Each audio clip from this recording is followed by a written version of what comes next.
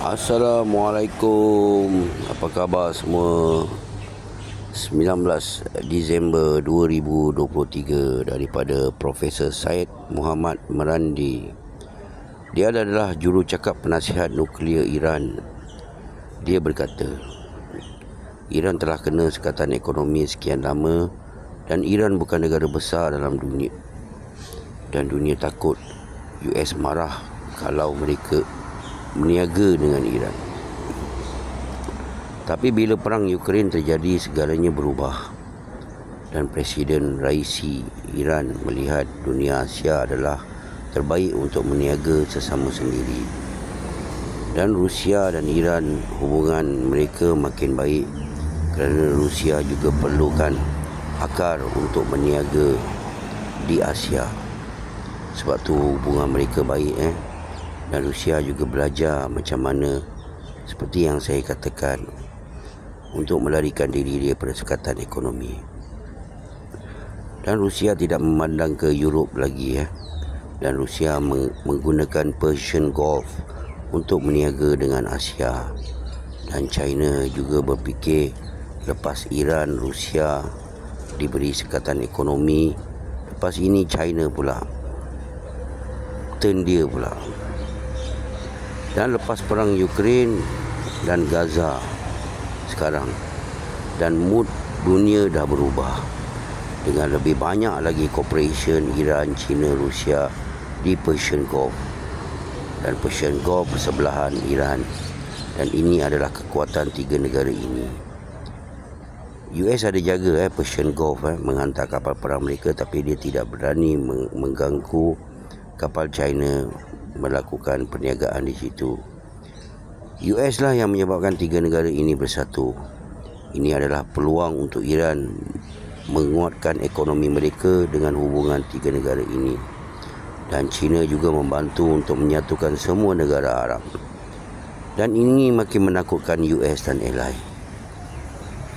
Iran akan sign free trade dengan Rusia minggu depan Dan Iran juga membeli jet, helikopter dan senjata dari Rusia. Dan semua ini Western berkata ia tidak akan terjadi, tapi ia telah terjadi kerana Iran, China, Rusia bersama membangunkan pengeluaran senjata mereka. Dan jangan lupa juga North Korea sama-sama membantu tiga negara ini. Dan rakyat Iran dapat menerima dengan suka hatilah dengan Shanghai Cooperation dan BRICS.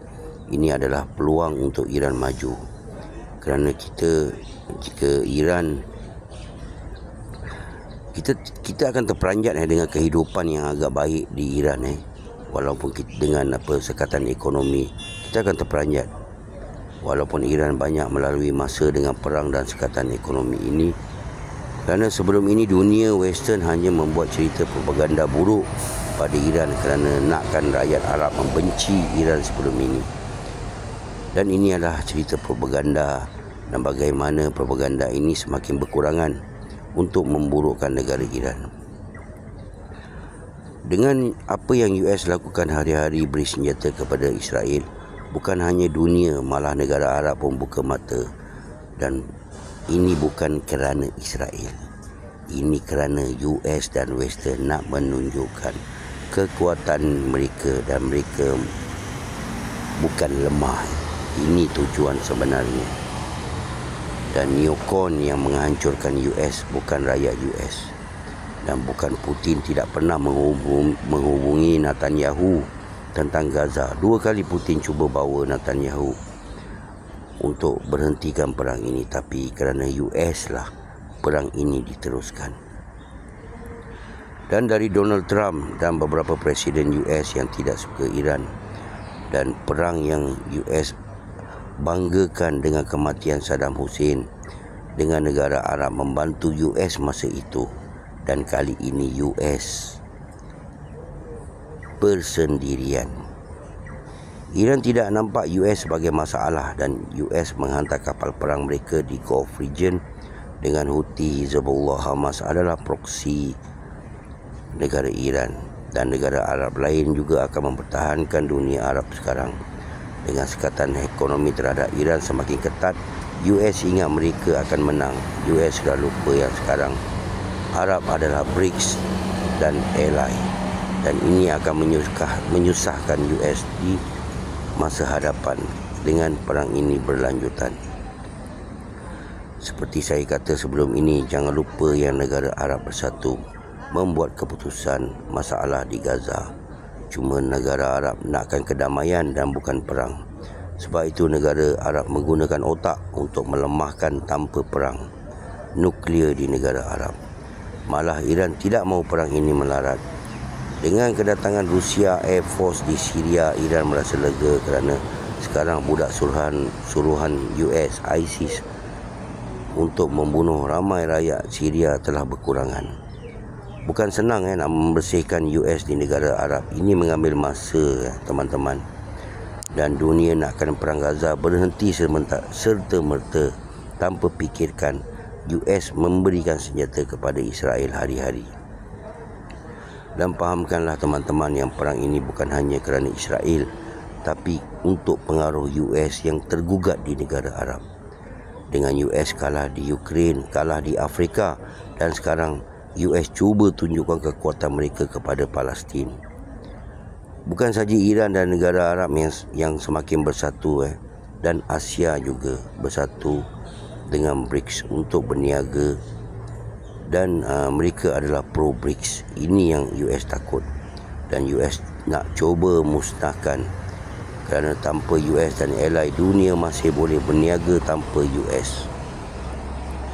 Dan harga gas dan minyak di Iran hanya 3 sen US dollar seliter.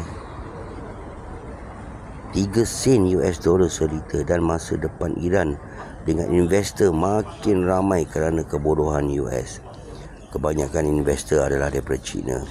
Ingat teman-teman, saya malah nak ceritakan tentang perang Palestin kerana dunia hanya cerita kemusnahan Gaza dan bukan cerita impak yang Western hadapi kerana perang yang mereka biayai.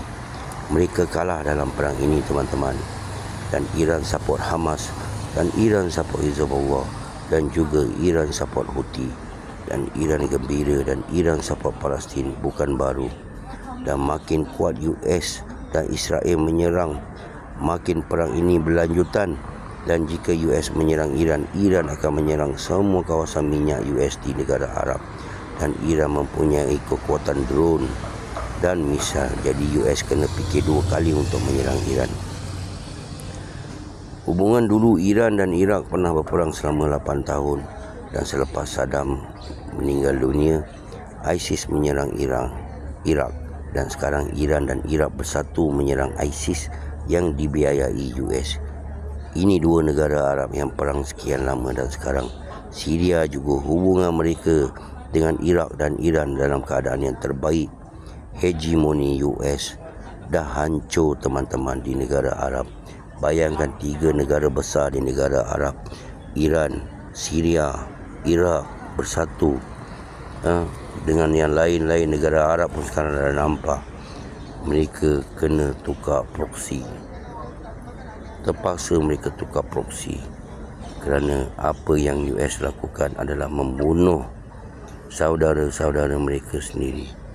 Assalamualaikum. Jangan lupa share teman-teman, jangan lupa share. Hurrah everybody.